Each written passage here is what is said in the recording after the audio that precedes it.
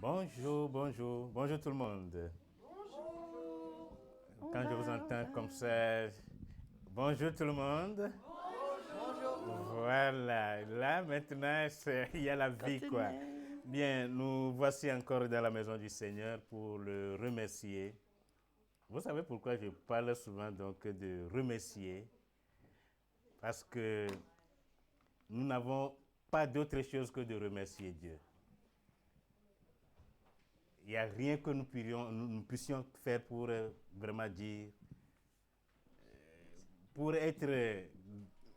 qualifier la grandeur de Dieu. Amen. Non. Le remercier, oui. Je résume tout au remerciement donc de Dieu. Nous allons donc ce matin le louer, le célébrer, lui dire merci de tout ce qu'il fait pour nous, pour se lever sur son lit. Tu vas croire que c'est avec ta force. Non.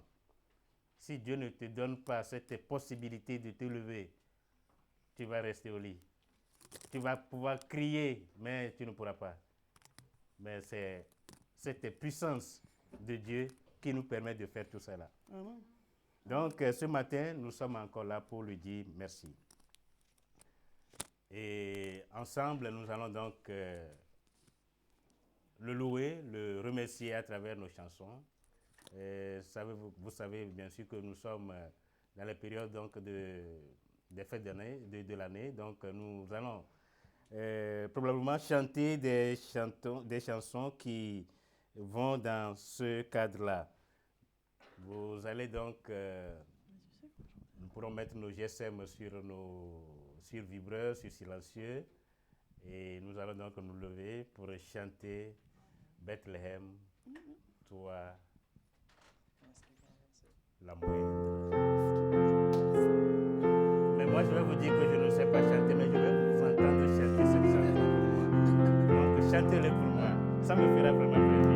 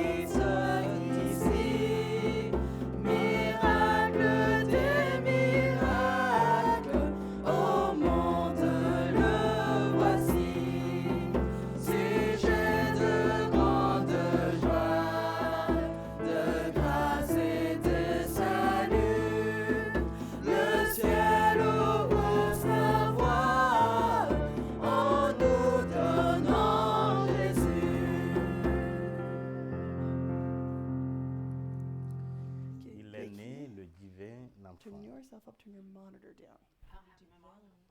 Okay, then something's going really funny. Something's done.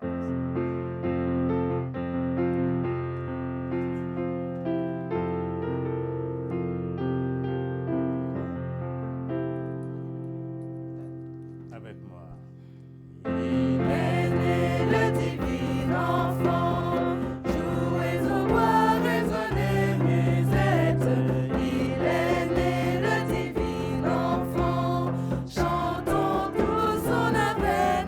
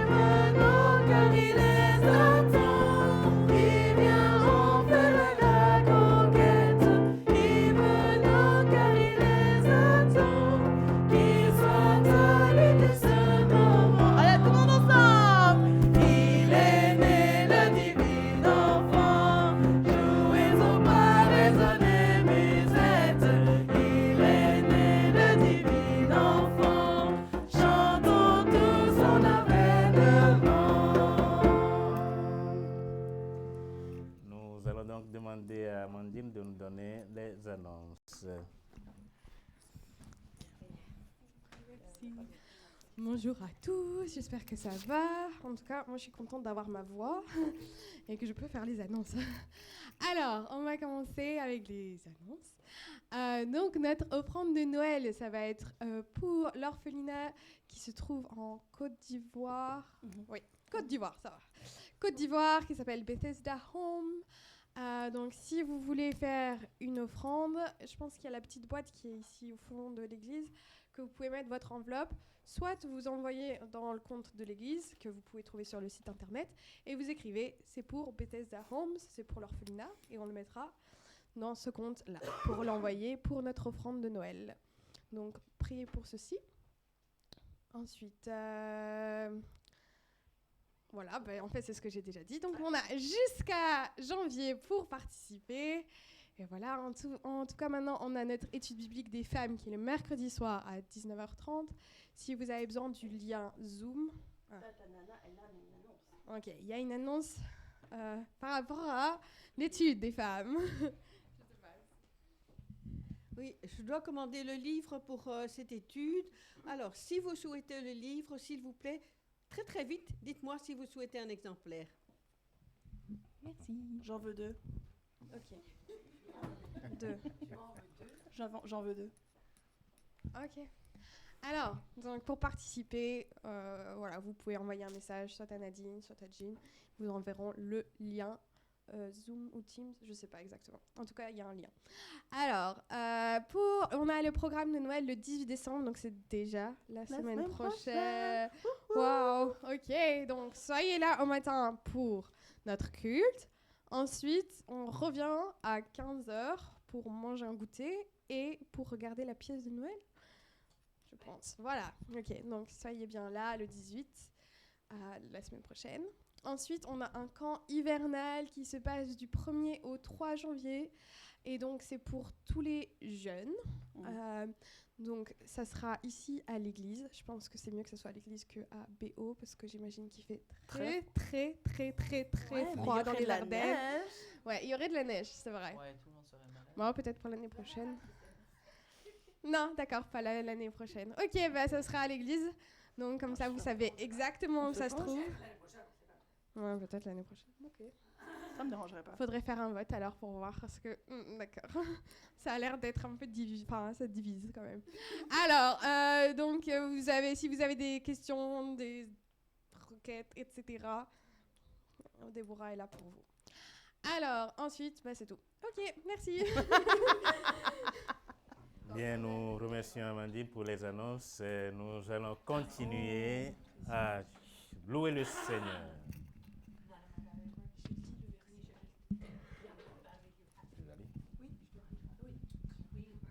Alors, Psaume 33, verset 5. Il aime la justice et l'équité. La terre est pleine de la bonté de l'Éternel. Amen. Nous allons donc continuer à louer le Seigneur. Je vais vous inviter de vous lever une fois de suite.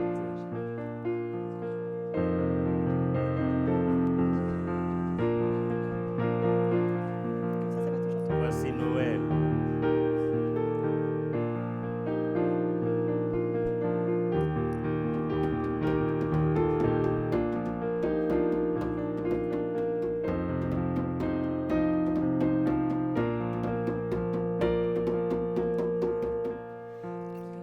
Voici Noël.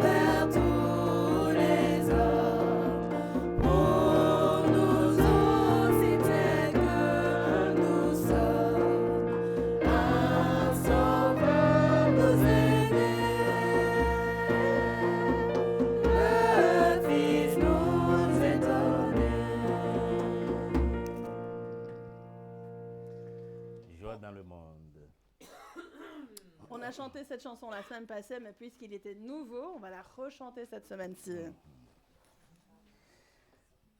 Puisqu'on chante que Noël 4 semaines par l'année.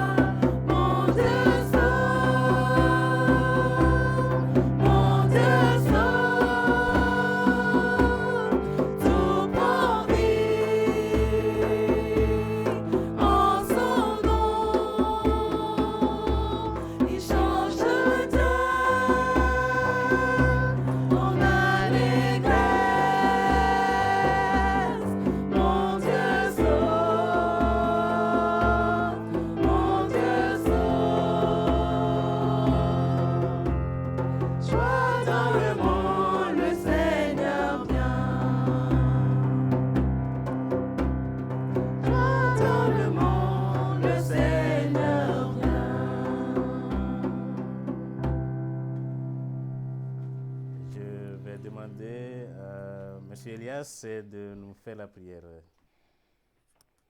Gracious Heavenly Father, we thank you, Lord, for your gift of love. We thank you, Father, for the opportunity that we can meet freely in Jesus' name. We pray, Father, for your mercy upon those that have not yet received you as your personal Savior. We pray, Lord, that the Holy Spirit will convict them and turn them back to you. We pray for those that are sick and could not be with us this morning. Your hand of healing will be upon them. We pray, Father, for our brother Larry as he brings the word. Mm-hmm. May it touches our heart, Lord, at a special occasion this Christmas, that our hearts be ready to obey and follow you, Lord, 100%. Pray, Father, for the offerings that you will bless them. We pray for those that are suffering and in this cold weather, and that you'll be able to support them, Lord, through your loved ones. And Father, above all, we pray for the land of Belgium, that your Spirit will touch those, Lord, that have heard but not yet received your word in their hearts. Be with us as we continue to worship you. In Jesus' name we pray. Amen. Amen. C'est l'avant. C'est l'avant d'abord. Ok. Je vais chercher ma Bible très vite. Je veux ma Bible. Pardon. Axel est là? Non, Axel n'est pas là. Ok. Alors, c'est aux jeunes de faire l'avant cette semaine. Pour cette année, même chose. Et notre avant, c'est sur la paix cette semaine. Et alors, on a des passages bibliques qu'on va vous lire. Et puis, on va vous faire écouter un petit vidéo de quelques minutes qui parle à propos de l'origine du mot paix dans la Bible. Et puis, on va vous demander des questions. Alors, écoutez bien. Il y a un quiz à la fin. Alors, ça commence avec Andrew qui a Luc 2, 8 à 14.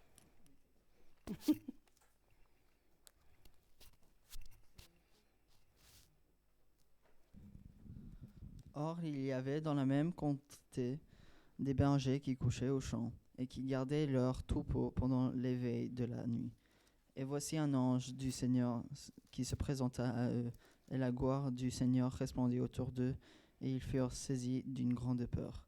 Alors l'ange leur dit, « N'ayez point peur, car je vous annonce une grande joie, qui serait pour tout le peuple. Et c'est aujourd'hui dans la ville de David un sauveur qui est le Christ, le Seigneur, vous est né. » Ça va jusqu'à 14. Et ceci vous servirait de signe. Vous trouverez le petit enfant emmailloté et couché dans une crèche. Et au même instant, il eut l'ange une multitude de l'armée céleste, louant le Seigneur et disant, « Gloire à Dieu dans les cieux, très haut, paix sur la terre, bonne volonté envers les hommes. »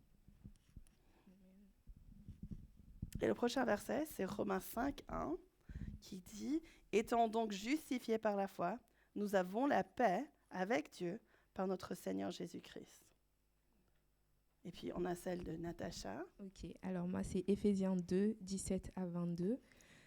Il est venu annoncer la bonne nouvelle de la paix pour vous qui étiez loin et aussi pour ceux qui étaient proches. En effet, en passant par le Christ, juif ou non juif, nous pouvons nous approcher du Père grâce à l'unique Esprit Saint. C'est pourquoi vous n'êtes plus des étrangers ni des gens de passage, mais vous faites partie du peuple de Dieu. Vous en avez tous le droit et vous êtes de la famille de Dieu. Vous êtes devenus la maison qui a pour fondation les apôtres et les prophètes. La prière principale, c'est le Christ, Jésus lui-même. C'est en union avec le Christ que toutes les pierres de la maison tiennent ensemble. Et cette maison s'agrandit pour former un temple saint dans le Seigneur. C'est en union avec le Christ que vous aussi, vous faites partie de la maison qui est construite. Et vous formez avec tous les autres un lieu où Dieu habite parmi son esprit. Amen. Amen. Et puis, Andrew va lire la dernière. Philippiens 4, 4 à 7. Réjouissez-vous toujours dans le Seigneur. Je l'ai dit encore, réjouissez-vous. Que votre douceur soit connue de tous les hommes. Le Seigneur est proche. Ne vous inquiétez de rien, mais en toute occasion exposez vos demandes devant Dieu par des prières et des supplications avec des actions de grâce. Et la paix de Dieu qui surpasse toute intelligence gardera vos cœurs et vos pensées en Jésus-Christ. Ok. Alors, Becky, on est prêt pour la vidéo.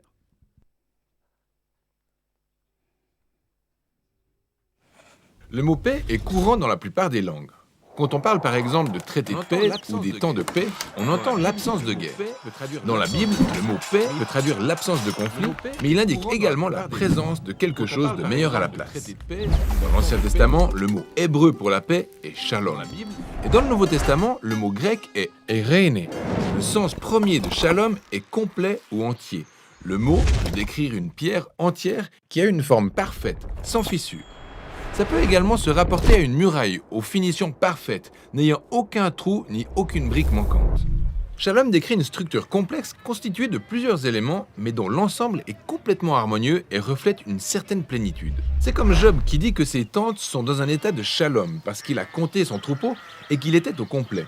C'est pourquoi shalom peut être assimilé au bien-être d'une personne. Par exemple, quand David a rendu visite à ses frères sur le champ de bataille, il s'est enquis de leur shalom. Le principe de base est que la vie est une structure complexe constituée de nombreux aspects changeants comme les relations et les situations, alors quand l'un d'eux n'est pas à sa place ou manque, notre shalom vole en éclats. La vie n'est plus dans son état de plénitude et doit être restaurée. Voilà en fait le sens premier de shalom quand on l'emploie comme un verbe. Au sens littéral, apporter le shalom veut dire combler ou restaurer. Alors, Salomon apporte le shalom au temple inachevé quand il le termine.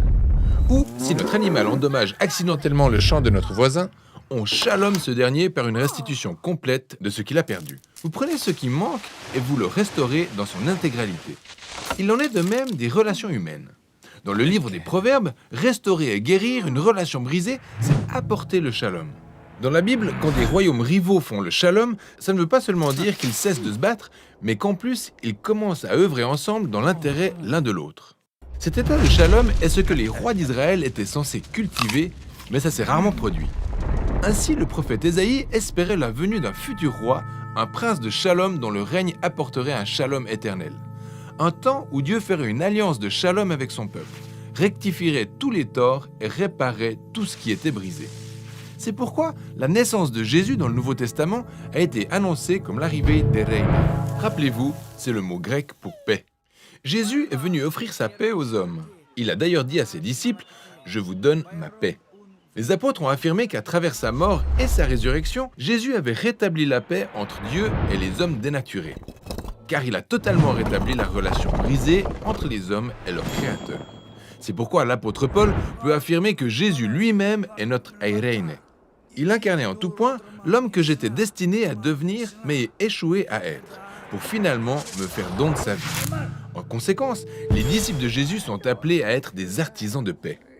Paul a demandé aux églises locales de préserver leur unité par le lien de la paix qui requiert l'humilité, la patience et la capacité à supporter les autres dans l'amour. Devenir un artisan de paix, c'est participer à la vie de Jésus, qui a tout réconcilié sur la terre et dans les cieux, ayant rétabli la paix par sa mort et sa résurrection.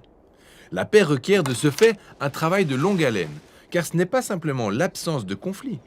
La véritable paix consiste à prendre ce qui est brisé pour le restaurer dans son entièreté, soit dans nos vies, dans nos relations ou dans notre monde. Et c'est ça, le sens du riche concept biblique qu'est la paix.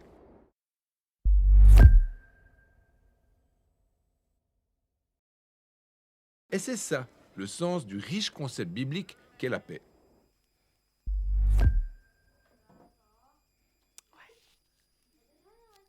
Non, pas encore. Et voilà. Est-ce que tu as bien écouté? Parce qu'on a un quiz. Uh-huh. Est-ce que les réponses sont sur les slides? Non, non, ils sont pas dessus. J'espère que tu as bien écouté hier soir. Ouais, je sais. Ok. Alors, après avoir regardé cette vidéo, que signifie la paix? Pas tous en même temps. Hein.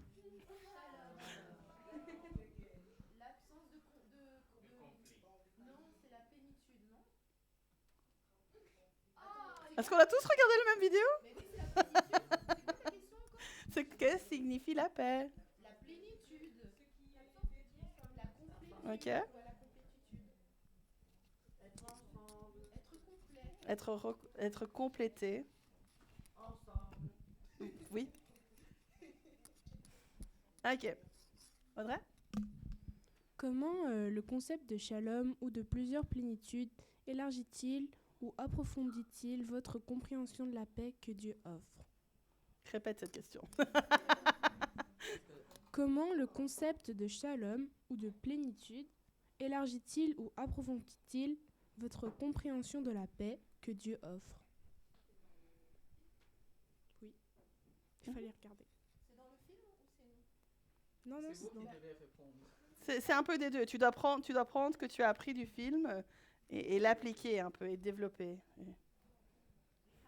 Comment est-ce que ça agrandit C'est pas vraiment une bonne réponse, mauvaise réponse. C'est vous, quoi. Oui, même si les deux hommes se battaient, après ils ont fait la paix entre eux. Mhm. C'est ça, hein? Pourquoi pas? Les deux là. Mhm. Leur lance et après ils se sont.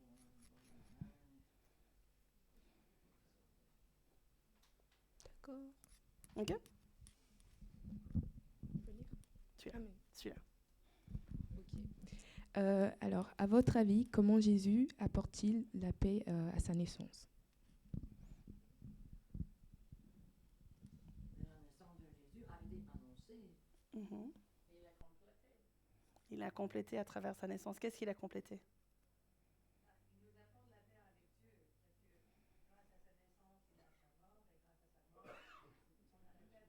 On a dit la même chose hier soir, mais c'est pas la bonne réponse. C'est pas que c'est pas la bonne réponse, c'est une bonne réponse.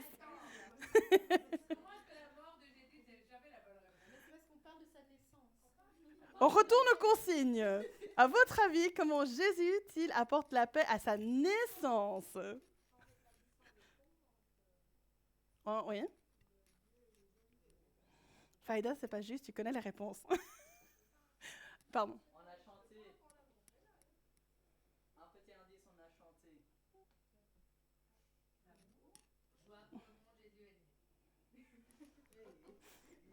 Avant. Je sais pas les indices qu'il donne là. Je vais être honnête. Voilà, à travers, si on va au concept de shalom, c'est accomplir et terminer, compléter quelque chose. Il a complété les prophéties et dans cela, il a apporté la paix à son peuple en sachant qu'il apporte les attentes à venir. Tu vois,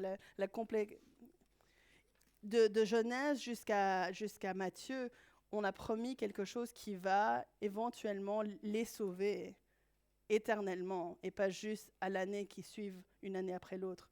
Et ça complète ça. Et la dernière question, c'est une question qui est plutôt réflexive, tu ne dois pas nécessairement répondre, mais comment est-ce que tu peux apporter la paix aux gens qui vous entourent et au monde autour de toi cette semaine? Comment est-ce que tu peux compléter, apporter du shalom aux gens autour de vous? Allez voir si la personne va bien, si la personne elle est malade, ou même si elle n'est pas malade, parce que Mhm. on va prendre ses nouvelles. OK. En les aimant. Ah, tu sais juste ça. Non, pas juste tout. C'est pas une réponse. C'est pas une réponse fixe, quoi. Il y a plusieurs façons de le faire. S'ils sont pas complets sans Dieu, bah, tu apportes shalom en les complétant avec Dieu. Et si toi-même tu es Dieu et tu es la lumière, tu apportes la paix dans leur vie. En les aimant, en les servant, en les... Aider une personne âgée à porter, c'est pratique. Exactement. Je dois dire, ça m'arrive beaucoup. Alors, un grand merci de nous avoir écoutés. Et on va allumer les bougies.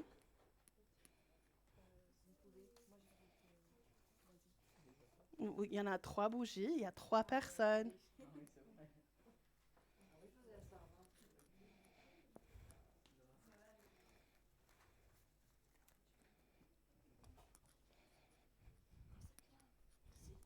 Avec plaisir.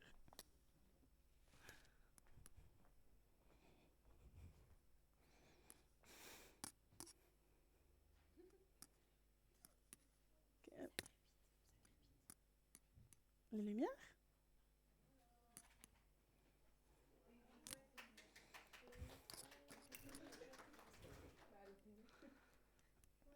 Ok. Maintenant, on va faire la prochaine chanson. Non, on va lire un verset tous ensemble. Avec tout le monde. Oui, avec tout le monde, s'il vous plaît. Tout le monde va lire le verset. Alors, Jacques 1, verset 17. Tout don excellent Et tout don cadeau parfait descend des cieux. Ils viennent de Dieu, le Créateur des lumières célestes, qui ne connaît ni déclin ni éclipse. Merci. Souvenez ça à Noël.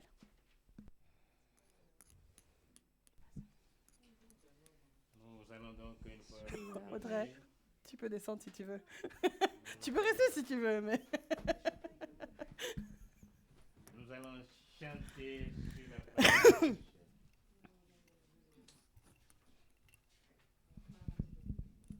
Je t'ai donné le texte, Chou. Désolée. Elle n'aime pas la version que je lui ai donnée.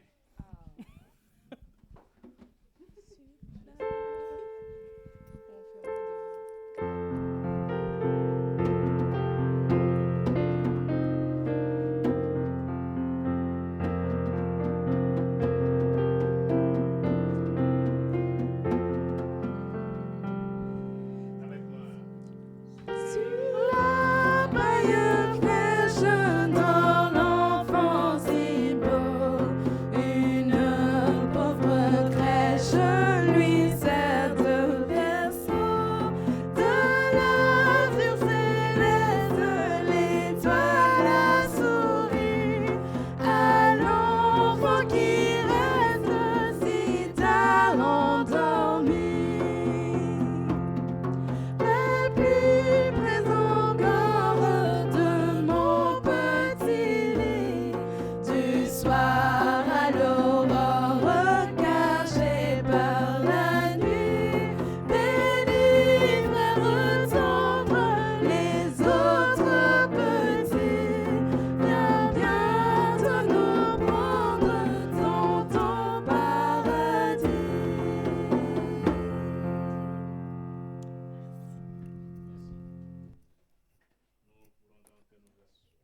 pourrons donc nous asseoir.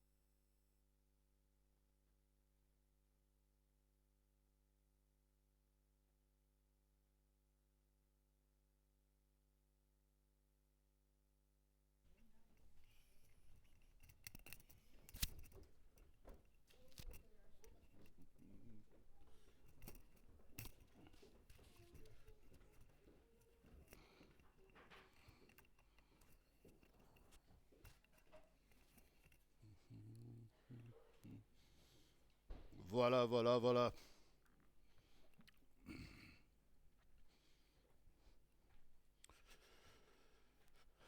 Bonjour, bonjour, bonjour.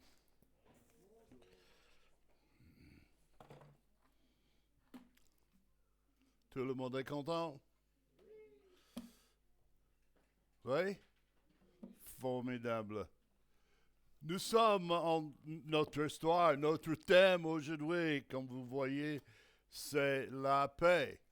Et nous allons essayer de faire ceci ce matin pour vous donner un autre aspect de la paix qui était déjà donné.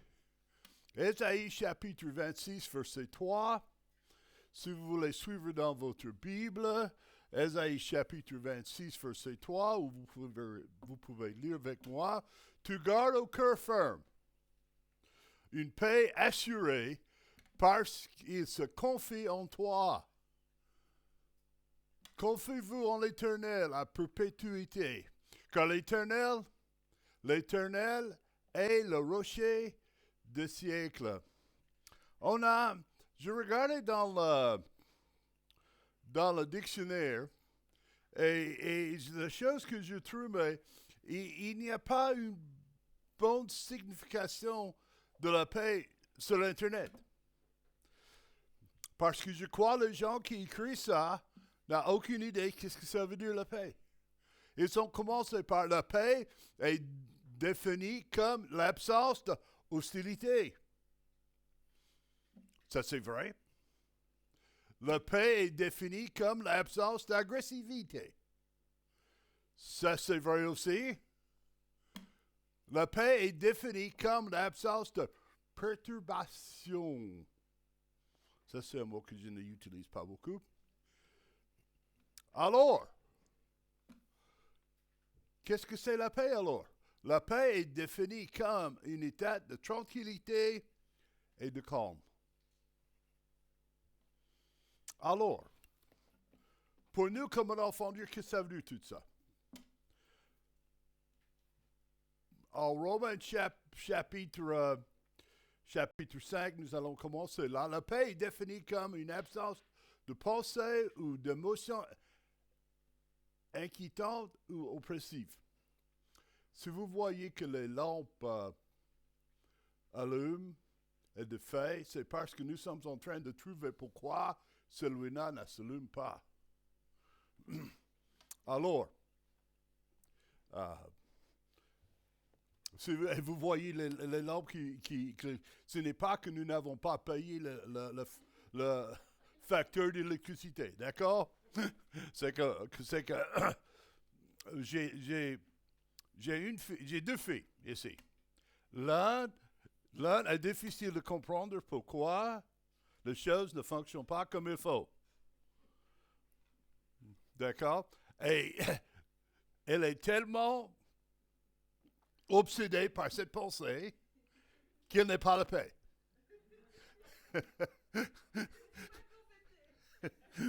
D'accord? Alors, la paix est définie par une harmonie dans les relations personnelles.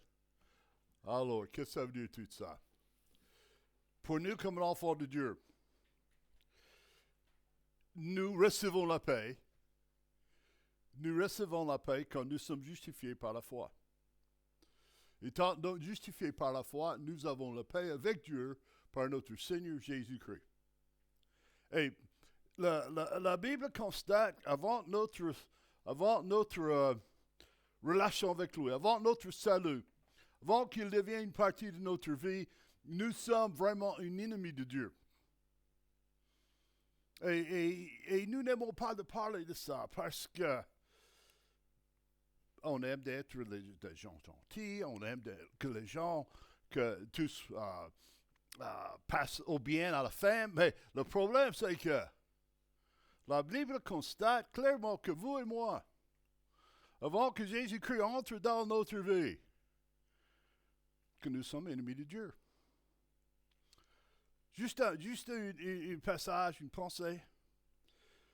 Les gens qui sont en train de vous parler, de vous donner conseils, qui n'est pas un enfant de Dieu, est en train de vous donner les conseils et les philosophies de leur vie, qui sont des gens qui sont des ennemis de Dieu.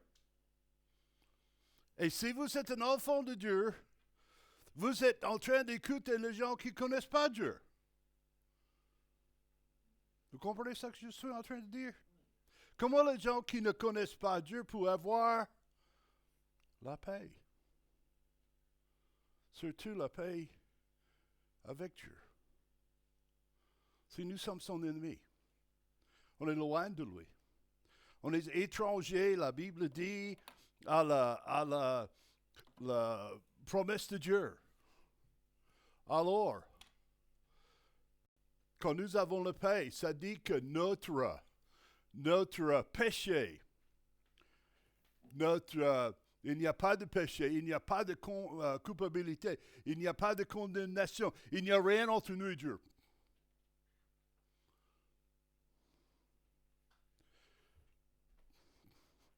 J'étais en train d'essayer de mettre tout ceci au point cette semaine et j'ai lu une histoire d'un homme qui travaille avec les Indiens aux États-Unis, avec on appelle ça le Navajo. Et il est en train de traduire le Nouveau Testament. Vous savez, quand on commençait de donner l'évangile à quelqu'un, on essayait de mettre la Bible dans leur langue. Nous n'avons pas dû faire ça ici avec la langue française parce qu'il y avait la Bible déjà en français. Mais pour certaines régions, pour certains peuples, ils ont difficile à trouver le mot pour certaines choses parce qu'ils n'avaient pas. On est en train de parler avec les missionnaires en Afrique récemment. Et ils ont dit, vous savez, le mot dépression, ils n'ont pas ça en Afrique. Ils ne traduisent pas ça en Afrique. Et j'ai demandé à lui, mais pourquoi tu dis ça? Il a dit, ils sont en train de vivre leur vie tous les jours. il n'avait pas le temps d'être dépressé, d'avoir la dépression. Alors, ce mot n'existe pas dans leur langue. Alors, il est en train d'essayer de faire ceci. Cette missionnaire est en train de parler de ceci, de le mot paix pour les Indiens. Et il ne trouve pas. Il cherche, il parle, il essaye de décrire, et il ne trouve pas. Et finalement, il a un de les chefs, et il devait partir pour aller quelque part, et le missionnaire, il a rangé un taxi pour lui faire conduire. Et comme les gens, comme les Indiens parfois, le taxi est venu, et l'Indien a traîné. Et en fait, le taxi est parti. Et le missionnaire, il ouvre sa porte, et il y avait cet Indien qui est là, et il commence à crier sur lui. Et il a dit, mais pourquoi je ne comprends pas. Il a dit, je suis fâché avec vous. J'ai deux cœurs. Qu'est-ce que ça veut dire, vous avez deux cœurs? J'ai un cœur qui est vraiment irrité, vraiment agité, vraiment fâché. Parce que tu m'as promis ceci et ça n'a pas arrivé. Et le missionnaire a dit, c'était comme une lumière qui a tink sur sa tête qui dit, ça explique exactement le problème, qu'il n'a pas de paix. Il avait un cœur de deux parties. La Bible parle de ça. Un homme qui a deux pensées, un homme qui est doublé, ne trouve pas la tranquillité, n'est pas stable dans toutes ses voies.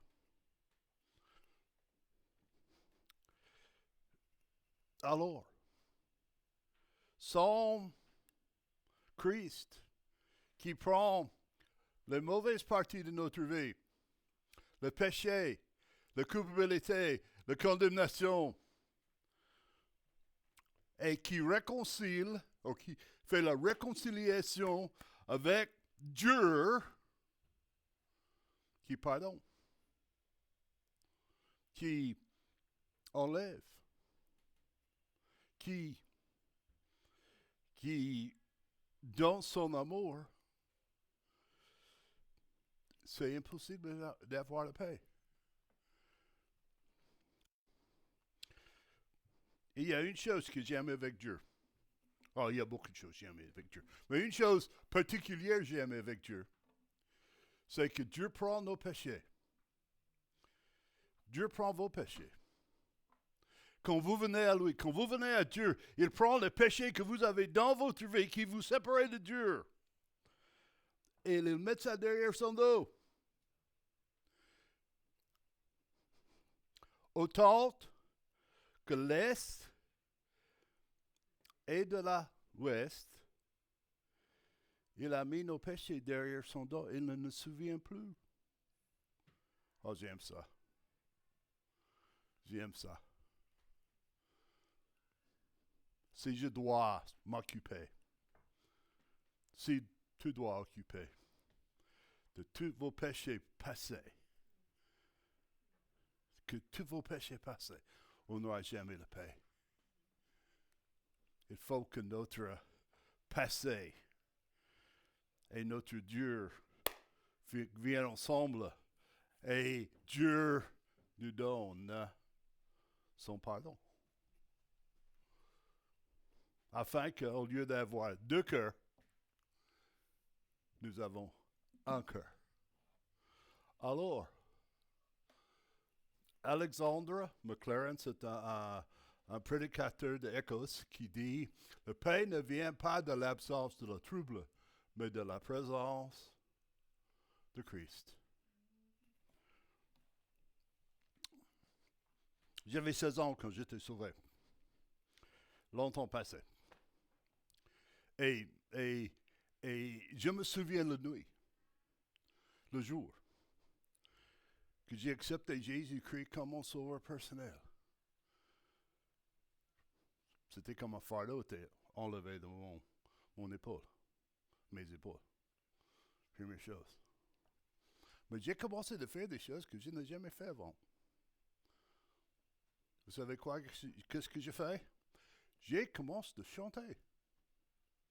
Il y avait une chanson qui commence à tourner dans mon cœur et j'ai commencé à répéter ça. Pourquoi? Je n'ai jamais fait ça avant.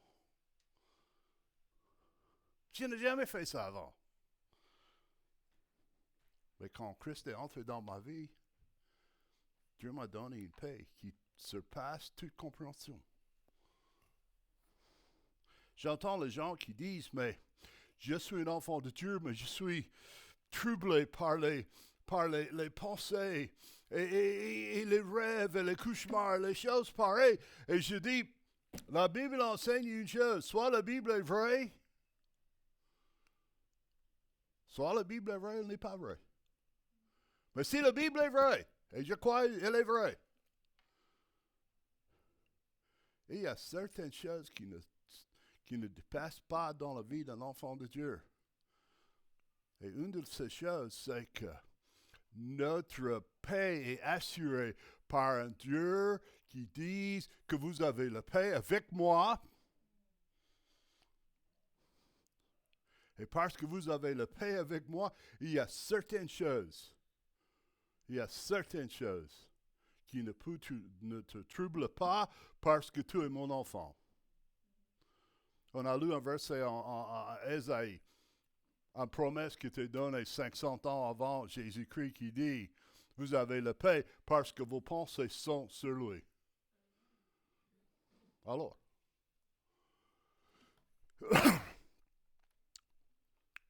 Romains 5, 6, car lorsque nous étions encore sans force,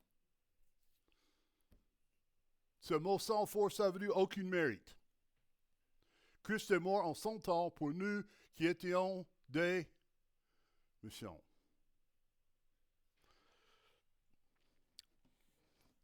Une chose, elle est difficile pour nous parfois d'admettre. C'est on est des méchants.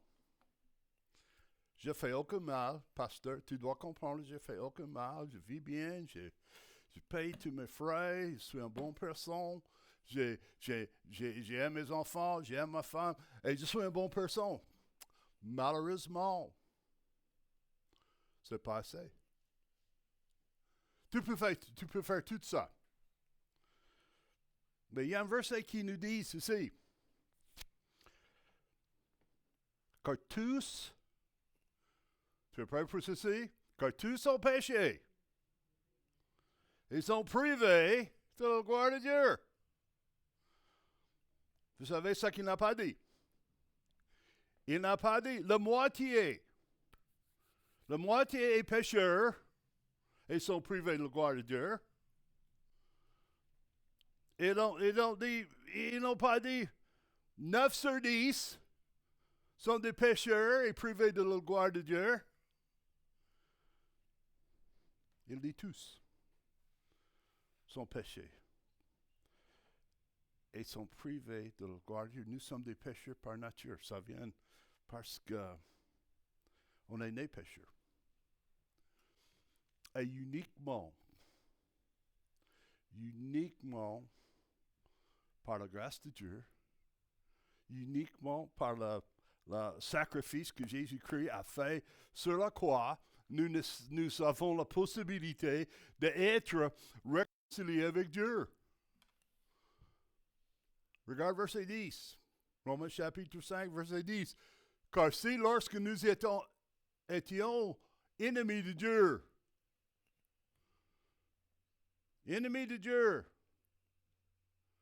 nous avons été réconciliés avec lui par la mort de son Fils. Combien plus tôt étant déjà réconciliés sur nous sauver par sa vie.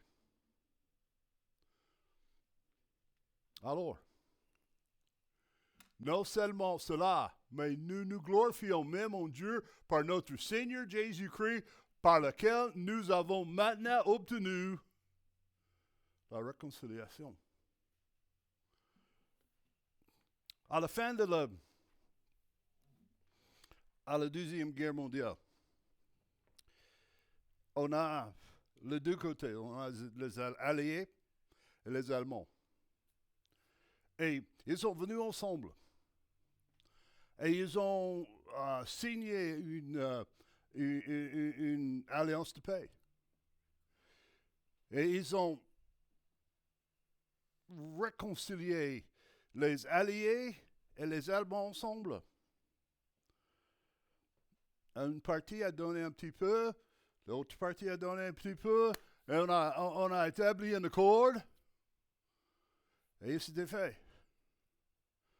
Ça n'a pas arrivé comme ça avec Dieu. La réconciliation que nous avons avec Dieu, c'est que nous rendons compte que nous sommes pécheurs, que nous sommes méchants, que nous sommes ennemis de Dieu, et que Dieu a fait un chemin afin que nous pouvons venir à lui par son Fils et nous pouvons être réconciliés avec lui. Il ne change pas, il est Dieu. Il est parfait. Il ne fait pas de faute. Alors, nous devons avoir la réconciliation avec lui. Et il dit quand nous faisons ça, ça nous donne la paix. So, la question doit être posée. Avez-vous un cœur aujourd'hui? Est-ce que votre cœur est divisé? Alors, la paix n'est pas nécessairement l'absence de hostilité ou conflit. Mais il est fait que, comme nous avons vu dans le film, que deux personnes sont réunies et il n'y a rien entre eux. Il n'y a rien entre eux qui provoque ou qui enlève les barrières. Il y a tout ouvert. La paix avec Dieu, c'est la deuxième partie de ceci. La paix avec Dieu doit être distinguée, séparée, différente que la paix de Dieu. Parfois, on a l'idée que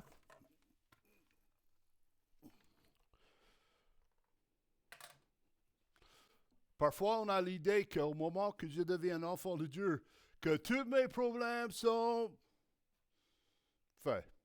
Tous mes problèmes sont enlevés. Je n'aurai plus les ennuis. Ma vie sera rose. Et je n'ai plus de problème.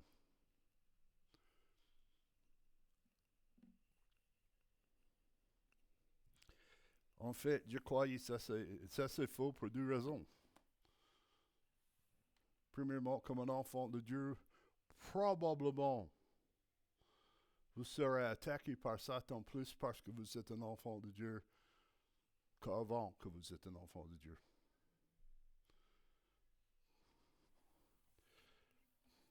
Il n'y a aucun doute. Il n'y a aucun doute que Satan voudrait détruire votre vie comme un enfant de Dieu. Un les noms de Satan dans le Nouveau Testament, c'est l'accusateur. Tu fais un faute, tu sais ce qu'il fait?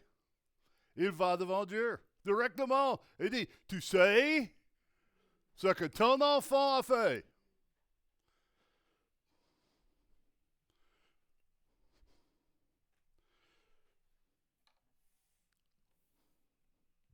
Si vous êtes allé à l'école publique, vous avez les gens qui, si vous faites la moindre chose, il trouve le professeur et dit, tu sais ce que Faïd a fait? Ou tu sais ce que Colin a fait? Et comment tu racontes tout, hein? Ça, c'est Satan. Il accuse. Est-ce que ça dit que nous devons être parfaits? Nous devons faire notre possible de vivre aussi sain que nous pouvons. D'accord? Mais quand nous ne sommes pas parfaits, la Bible dit, nous avons un avocat auprès du Père qui plaide notre cas. Alors, il faut que nous, comme les enfants de Dieu, comprendre que nous avons paix avec Dieu, mais que nous avons la paix de Dieu. Romains 5 ans, nous avons parlé de ça. Grâce à notre foi, nous ne sommes plus les ennemis de Dieu. Mais nous avons la paix dans toutes les circonstances, dans toute la vie. Parce que Dieu est avec nous.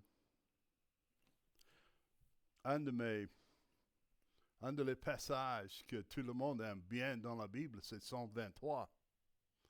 L'Éternel est mon berger, je ne manquerai de rien. Et si vous continuez de regarder ça, il parlait d'être dirigé par les eaux paisibles. Il parlait de même d'avoir la houlette et le bâton de Dieu qui nous protège. Et même si nous marchons dans la vallée de l'ombre de la mort, il est avec nous. En fait, la dernière chose que Jésus a dit à ses disciples, et leur prenant à garder tout ce que je vous ai commandé, voici, je suis toujours avec vous. Jusqu'à la fin du monde.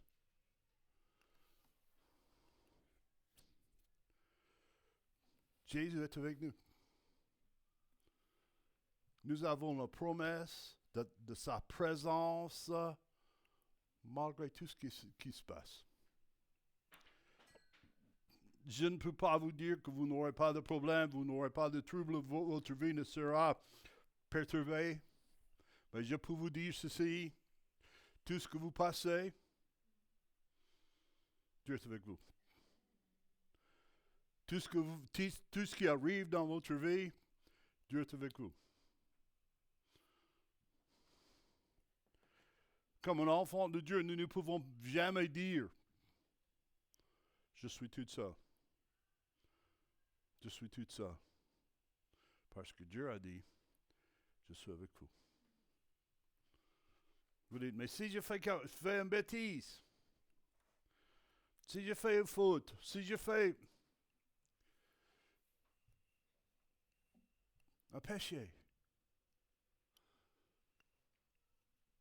j'ai lu ceci plusieurs fois.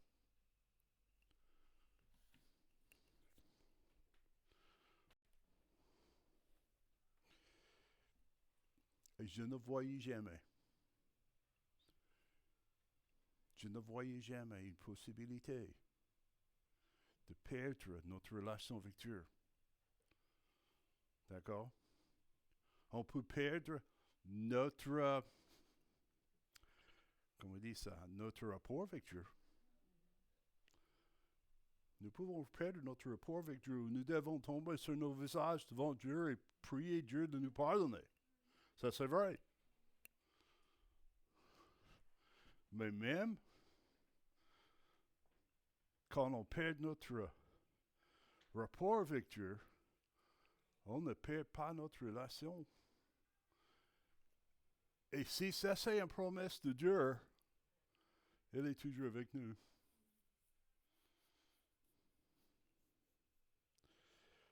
Et peut-être notre péché était comme une barrière entre nous et Dieu, mais Dieu n'a pas nous abandonnés. C'est nous qui avons abandonné Dieu. C'est nous qui doit changer.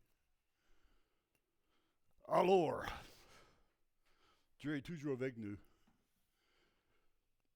Hébreux chapitre 13, verset 5, que vos mœurs soient sans avarice, étant contents de ce que vous avez, car Dieu, regarde bien, car Dieu lui-même a dit, je ne te laisserai point, et je ne te abandonnerai point.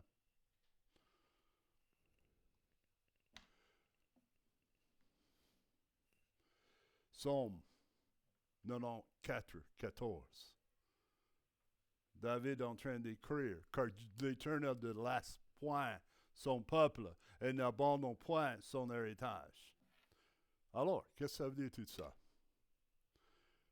Nous avons la promesse de Dieu, mais nous avons la promesse que la tentation ne triomphe pas dans notre vie. 1 Corinthiens 10, 13. Tu es prêt pour ceci maintenant? Aucune tentation. Aucune tentation n'est survenue qui était une tentation humaine. Vous savez ce que ça veut dire, ça? On ne peut jamais dire, Satan me fait faire ça.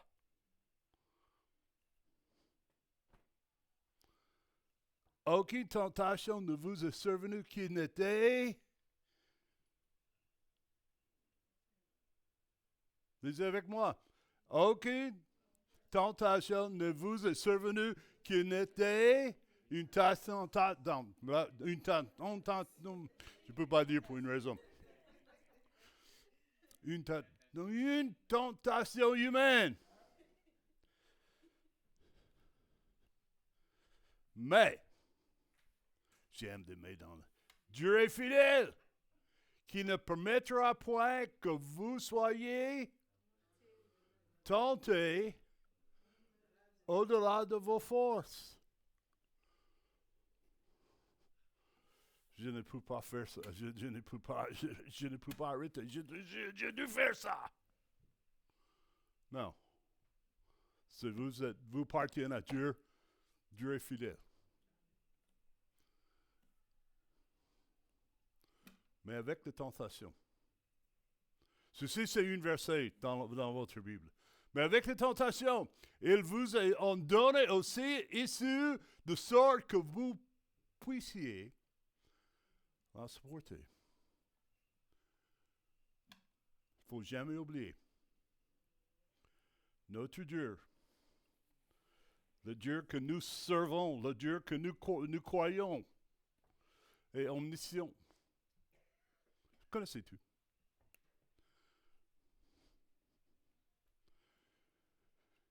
Omniprésent. Ça veut dire simplement, elle est partout. Elle est partout. Omnipotent. Il n'y a rien.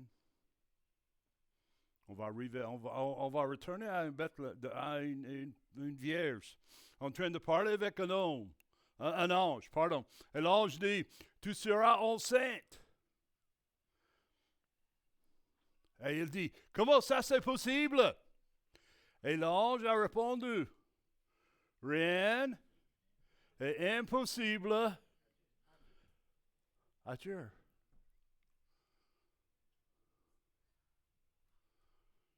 Alors,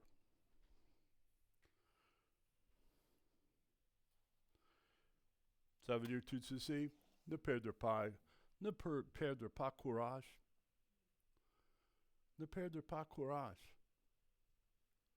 Ne perdez pas d'espoir. On a parlé de ça la semaine passée. Parce que notre Dieu est omnipotent. Il n'y a rien qu'il ne peut pas faire. Question qu'il faut poser. Avez-vous la paix avec Dieu? Connaissez-vous son salut? Est-ce qu'il est dans votre vie? Est-ce que vous avez prié, Seigneur, je suis pécheur, j'ai besoin de toi. Et si vous avez fait ça, Deuxième chose, avez-vous la paix de Dieu? Parce qu'il est dans notre vie. Il complète notre vie. Il nous donne shalom. On va prier.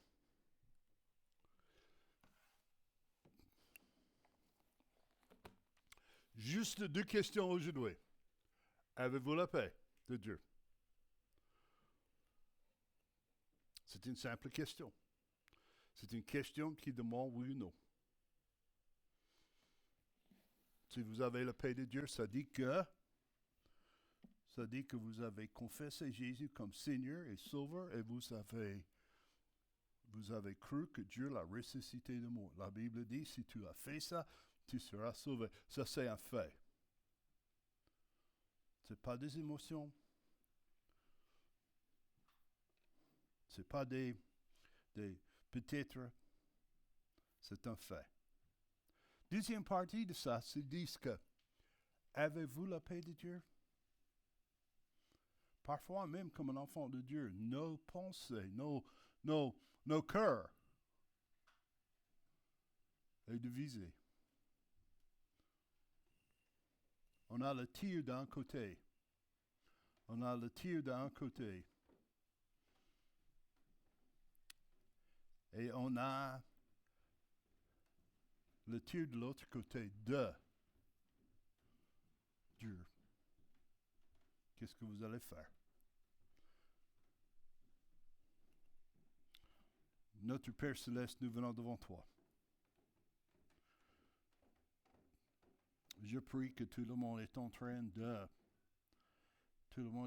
poser ces questions dans leur vie. Seigneur, je prie. Je prie que s'il y a ceux qui n'ont pas la paix avec toi, qu'aujourd'hui, ça sera changé. Je prie, Seigneur, que si il y a ceux, tes enfants, qui sont en train de passer des moments difficiles, aujourd'hui, ça sera changé. Parce que, Seigneur, tu es notre Dieu. Et nous prions ces choses dans ton Fils Jésus-Christ. Amen.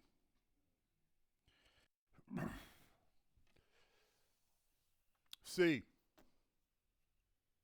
vous avez prié, vous avez demandé Dieu de devenir votre Seigneur et Sauveur aujourd'hui, je vous encourage de parler avec moi. Juste que je peux vous encourager, montrer quelques versets pour vous aider dans votre chemin avec Dieu. Vous savez, le salut n'est pas dans une église. Le salut n'est pas dans une personne. Le salut est en Jésus-Christ. Et je peux vous donner quelques directions de prendre et vous encourager dans cette direction-là. Si vous avez besoin de parler avec ma femme ou moi, n'hésitez pas de faire ça. Nous sommes ici pour ça. Alors,